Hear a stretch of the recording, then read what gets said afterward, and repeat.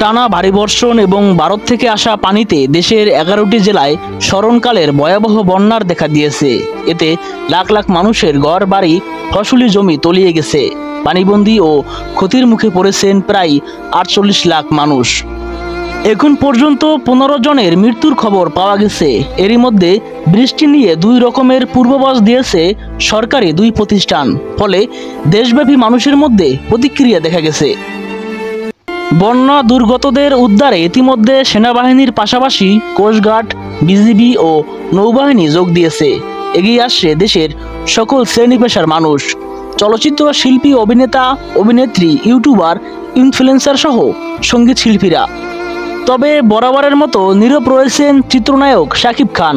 স্মরণকালের এই ভয়াবহ বন্যায় সহযোগিতা তো দূরে থাক, অফিসিয়াল ফেসবুক পাতায় এ নিয়ে একটি শব্দ লিখতে দেখা যায়নি এই দেশসেরা নায়ককে, যা বেশ সমালোচনার জন্ম দিয়েছে। তার সাবেক 2 স্ত্রী অপু বিশ্বাস ও শবনম ইয়াসমিন বুবলি সরব থাকলেও নীরবই থাকলেন শাকিব খান। এ ব্যাপারে জানতে নায়কের সঙ্গে একাধিকবার যোগাযোগের চেষ্টা করা গেলেও সাড়া পাওয়া যায়নি। হোয়াটসঅ্যাপে বার্তা পাঠালেও মেলেনি উত্তর। শাকিব খান নীরব থাকায় কটাক্ষ করে নেটিজেনরা বলেছেন, দেশের চরম দুঃসময় ঘুমিয়ে আছেন শাকিব খান, এভাবেই সবসময় দেশের বিপদে ঘুমিয়ে থাকুক।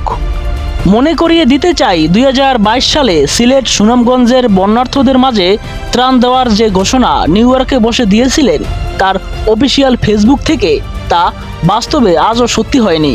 শুধু তাই নয়, ত্রাণ দেওয়ার ঘোষণা দিয়ে দেশের অধিকাংশ মিডিয়া কাভারেজ নিয়ে দেশের মানুষের কাছে দানবীর হওয়ার টিপ্পণীও কেটেছিলেন এই তারকা। শেষ পর্যন্ত ত্রাণ দেওয়ার কথা বেমালুম ভুলে যান। শাকিব খান দেশে ফিরে বা নিউ ইয়র্কে বসে বন্যার্থদের মাঝে ত্রাণ দিয়েছেন এমন খবর কোথাও পাওয়া যায়নি সে সময়।